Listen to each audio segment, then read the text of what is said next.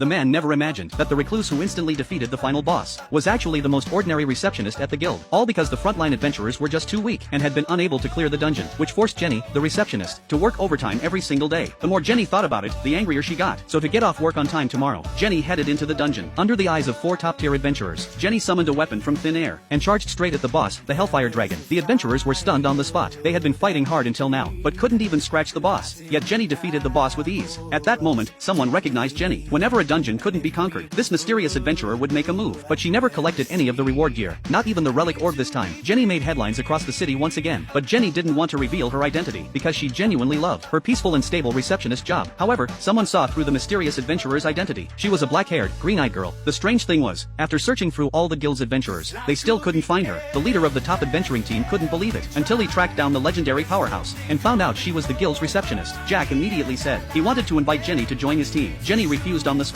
She only wanted to stay a receptionist and live a quiet life. Then she crushed the relic orb with her bare hands and warned Jack if anyone dared disturb her peaceful life, she would show no mercy. After saying this, Jenny prepared to leave, but Jack cast a spell to trap her, just because he wanted to try one more time, and used this desperate measure as a last resort. Unexpectedly, it didn't work on Jenny at all. She immediately summoned her weapon and smacked Jack with it. Jack was confused. If she only wanted to be a receptionist, why would she go fight the Hellfire Dragon? Jenny said it was because she didn't want to work overtime, as long as the boss wasn't defeated. More and more people were applying to enter the dungeon, which meant more overtime processing. Piles of paperwork stacked like mountains. So, she had no choice but to clear the dungeon herself. After she finished speaking, Jenny gave another warning. If Jack dared reveal her identity, she wouldn't let him off easy. Then Jenny returned to the guild, now that she'd defeated the boss. Surely she could get off work on time today. But just as she said that, someone else came causing trouble. 出せよクエスト裏クエスト出せっつってんだよ